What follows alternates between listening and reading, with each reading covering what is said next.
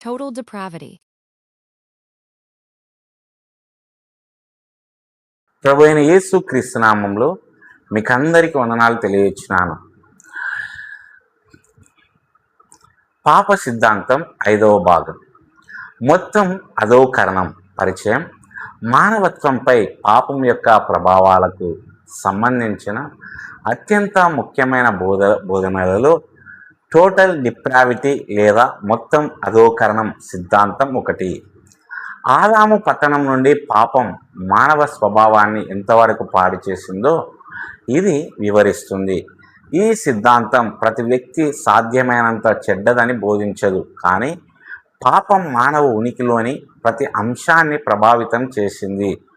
మొత్తం వ్యక్తి మనస్సు, సంకల్పం, భావోద్వేగాలు, మనస్సాక్షి మరియు శరీరం పాపం ద్వారా చెడిపోయింది. సంపూర్ణ అధోగతి మానవాళి యొక్క తీరని స్థితిని భగవంతుని దయతో పాటుగా హైలైట్ చేస్తుంది మరియు మోక్షం పూర్తిగా భగవంతుని పనిగా ఎందుకు ఉండాలి అని చూపిస్తుంది.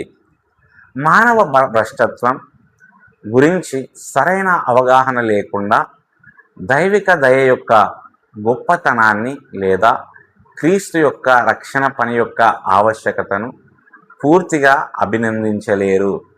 ఇందులో 13 విషయాలు కలవు. మొదటగా సంపూర్ణ అధోగతి యొక్క నిర్వచనం లేదా మొత్తం అధోకరణ. పూర్తి అధోగతి అంటే పతనం మానవ స్వభావంలోని ప్రతి భాగాన్ని ప్రభావితం చేసింది.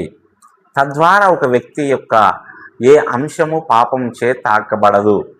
మొత్తం అనే పదం అవినీతి స్థాయిని సూచిస్తుంది, అవినీతి స్థాయిని కాదు. మరో మాటలు చెప్పాలంటే పాపం మొత్తం వ్యక్తిని ప్రభావితం చేస్తుంది.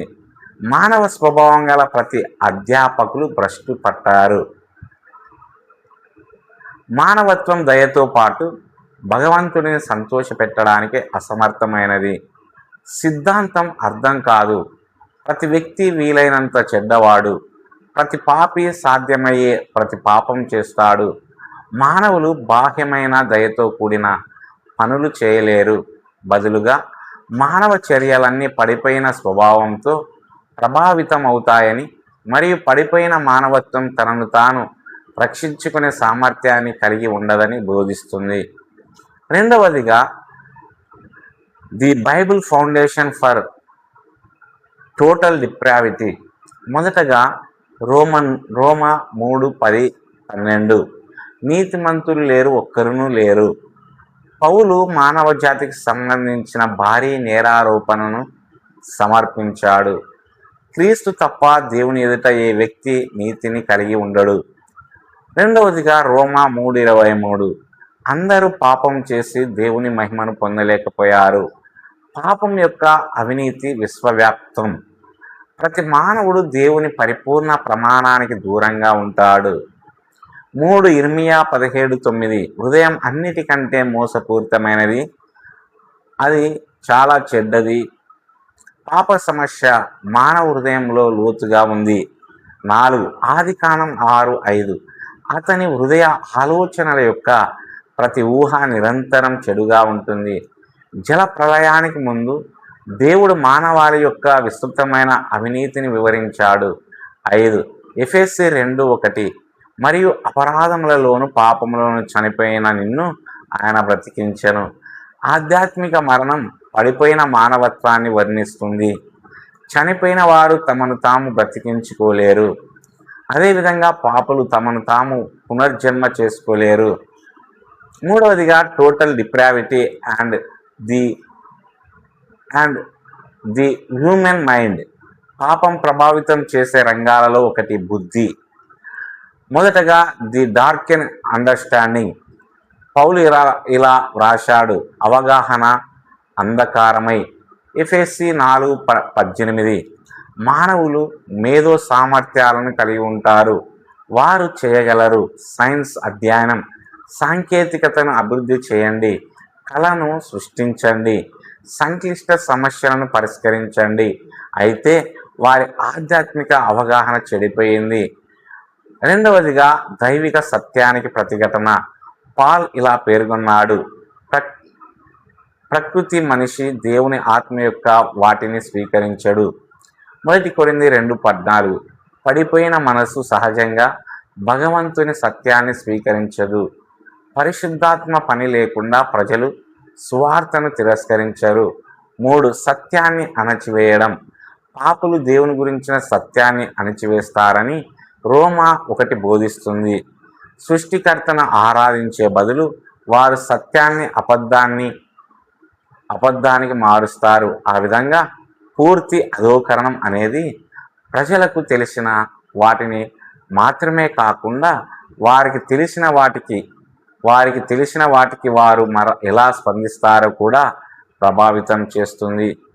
4వ విషయం టోటల్ డిప్రావిటీ మరియు మనిషి యొక్క చిత్తం. సంపూర్ణ అధోగతి చిత్తాన్ని కూడా ప్రభావితం చేస్తుంది. మొదటగా ఎంపిక స్వేచ్ఛ. ప్రజలు నిజమైన ఎంపికలు చేస్తారు. లేఖనాలు మానవులను రోబోలుగా చిత్రీకరించలేదు. వ్యక్తులు ఇష్టపూర్వకంగా వారు కోరుకున్న దాన్ని ఎంచుకుంటారు. రెండవదిగా పాపానికి బానిసత్వం. అయితే ఆ కోరికలు పాపం ద్వారా చెడిపోతాయి. యేసు ప్రకటించాడు: పాపం చేసే ప్రతివాడు పాపానికి సేవకుడు. యోహాను 8:34. పాపి తన కోరికలను బట్టి ఎన్నుకునే స్వేచ్ఛను కలిగి ఉంటాడు, కానీ ఆ కోరికలు పాపానికి బానిసలుగా ఉంటాయి. 3 కృప నుండి వేరుగా క్రీస్తు వద్దకు రాలేకపోవడం. యేసు చెప్పాడు: నన్ను పంపిన తండ్రి ఆకర్షిస్తేనే తప్ప ఎవరు నా దగ్గరికి రాలేరు. యోహాను 6:44. సమస్య కేవలం ఇష్టపడకపోవడం కాదు, అసమర్థత. పాపులను క్రీస్తు వద్దకు తీసుకురావడానికి దైవ కృప అవసరం. 5వదిగా సంపూర్ణ అధోగతి మరియు మనిషి భావోద్వేగాలు. పతనం మానవ ప్రేమలను కూడా ప్రభావితం చేస్తుంది. మొదటగా క్రమరహిత ప్రేమలు. ప్రజలు అన్నిటికంటే దేవుణ్ణి ప్రేమించేలా సృష్టించబడ్డారు. పాపం ఈ క్రమాన్ని రివర్స్ చేస్తుంది. దేవుణ్ణి అత్యున్నతంగా ప్రేమించే బదులు పాపులు ప్రేమిస్తారు నేనే, ఆనందం, సంపద, శక్తి, కీర్తి. మరి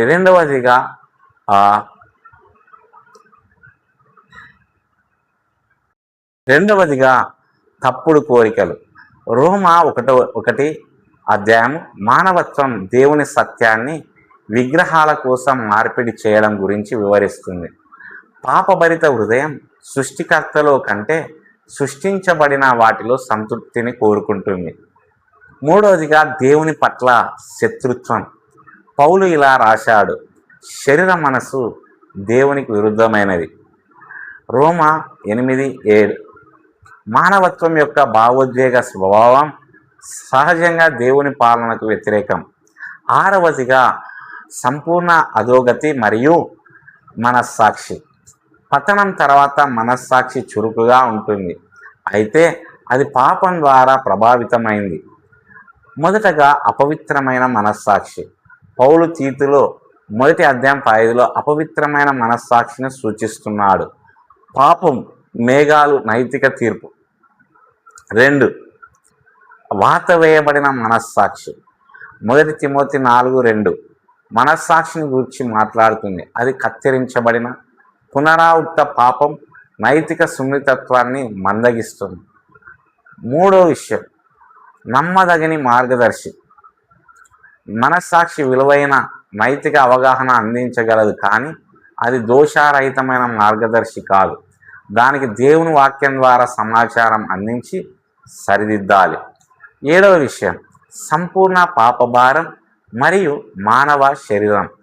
శరీరం కూడా పాపం యొక్క పరిణామాలను అనుభవిస్తుంది. మొదటగా శారీరక బలహీనత.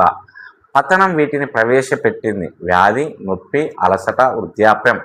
2వదిగా మర్త్యత్వం.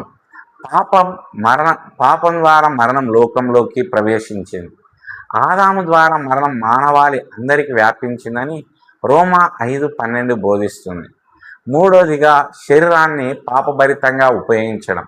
శరీరం తరచుగా పాపపు కోరికలకు సాధనంగా మారుతుంది. అందువల్ల పౌలు విశ్వాసులను తమ శరీరాలను దేవునికి సజీవ బలులుగా అర్పించమని ప్రోత్సహిస్తున్నాడు. రోమా 12:1. ఎనిమిదవ విషయం, సంపూర్ణ పాపభారం అంటే ఏమిటి కాదు. ఈ సిద్ధాంతం తరచుగా అపార్థం చేసుకోబడుతుంది. మొదటగా సంపూర్ణ దుష్టత్వం కాదు. సంపూర్ణ దుష్టత్వం అంటే ప్రజలు సాధ్యమైనంత చెడ్డవారని కాదు. అనేక పాపులు వీటిని ప్రదర్శిస్తారు. దయ, ఉదారత, కరుణ, పౌర బాధ్యత. రెండవదిగా మనస్సాక్షి లేకపోవడం కాదు. ప్రజలు ఇప్పటికీ నైతిక స్పృహను కలిగి ఉంటారు. దేవుని ధర్మశాస్త్రం మానవ హృదయాలపై వ్రాయబడి ఉంటుంది. రోమా 2:14-15. మూడవదిగా దేవుని స్వరూపం నాశనం కావడం కాదు. మానవులు దేవుని స్వరూపాన్ని ధరించడం కొనసాగిస్తారు. ఆదికాండము 9:6 మరియు యాకోబు 3:9 ఈ సత్యాన్ని ధృవీకరిస్తున్నాయి. ఆ స్వరూపం వక్రీకరించబడింది కానీ చెరిపివేయబడలేదు. 9వ విషయం, సామాన్య కృప మరియు సంపూర్ణ దుష్టత్వం. మానవ జాతి సంపూర్ణంగా దుష్టులైతే ప్రపంచం ఇంకా అధ్వానంగా ఎందుకు లేదు? దానికి సమాధానం దేవుని సామాన్య కృప. మొదటగా సామాన్య కృప యొక్క నిర్వచనం. సామాన్య కృప అంటే రక్షణతో సంబంధం లేకుండా ప్రజలందరికీ దేవుడు చూపించే మంచితనం. రెండవదిగా సామాన్య కృప యొక్క ప్రభావాలు. దేవుడు సమాజంలోని చెడుని ఈ క్రింది వాటి ద్వారా అరికడతాడు: ప్రభుత్వం, కుటుంబ వ్యవస్థలు, మనస్సాక్షి, సామాజిక క్రమం, సాంస్కృతిక ప్రభావాలు. మూడవదిగా అందరి పట్ల దేవుని దయ. దేవుడు నీతిమంతుల మీద, దుష్టుల మీద కూడా వర్షాన్ని, ఎండను పంపుతాడని యేసు బోధించాడు. మత్తయి 5:45. సామాన్య కృప మానవ దుర్నీతి దాని పూర్తి స్థాయిలో వ్యక్తమవ్వకుండా నివారిస్తుంది. 10వ విషయం, సంపూర్ణ దుర్నీతి వలన కలిగే ఆధ్యాత్మిక అసమర్థత. సంపూర్ణ దుర్నీతి యొక్క ఒక కీలకమైన పర్యవసానం ఆధ్యాత్మిక అసమర్థత. మొదటగా దేవుణ్ణి మెప్పించలేకపోవడం. రోమా 8:8 ఇలా చెబుతుంది: శరీర ఆత్మలో ఉన్నవారు దేవుణ్ణి మెప్పించలేరు. కృప లేకుండా పతనమైన మానవాళి దేవునికి అంగీకార యోగ్యమైన ఆత్మీయ కార్యాలను చేయలేదు. రెండవదిగా ఆత్మీయ సత్యాన్ని గ్రహించలేకపోవడం. 1 కొరింథీ 2:14 ఆత్మీయ సత్యాలు ప్రకృతిక వ్యక్తికి అవివేకమని బోధిస్తుంది. 3 తనను తాను రక్షించుకోలేకపోవడం. ఎంత చేసినా నైతిక సంస్కరణ, మతపరమైన ప్రయత్నం, విద్య, ఆత్మ నిగ్రహం ఆత్మీయ మరణాన్ని జయించలేవు. దేవుని కృప మాత్రమే పాపులను రక్షించగలదు. 11వ విషయం, పునరుత్పత్తి యొక్క ఆవశ్యకత. మానవాళి పూర్తిగా భ్రష్టు పట్టినందున పునరుత్పత్తి అవసరం. మొదటగా నూతన జన్మ. యేసు ఇలా ప్రకటించారు: మీరు మరలా జన్మించవలెను. యోహాను 3:7. రెండవదిగా పరిశుద్ధాత్మ కార్యం. పరిశుద్ధాత్మ హృదయాన్ని మారుస్తాడు. ఆత్మీయంగా మరణించిన వారికి ఆయన ఆత్మీయ జీవాన్ని అనుగ్రహిస్తాడు. 3 నూతన కోరికలు. పునర్జీవనం వీటిని రూపాంతరం చెందిస్తుంది. మనస్సు, సంకల్పం, ప్రేమలు. విశ్వాసులు దేవుణ్ణి మరియు ఆయన నీతిని కోరుకోవడం ప్రారంభిస్తారు. 12వ విషయం, సంపూర్ణ పాప విమోచన మరియు సువార్త. సంపూర్ణ పాప విమోచన సిద్ధాంతం సువార్త మహిమను గణపరుస్తుంది. మొదటగా రక్షణ పూర్తిగా కృప వలననే. మానవాళి ఆత్మీయంగా మరణించినట్లయితే రక్షణ దేవుని నుండి ప్రారంభం కావాలి.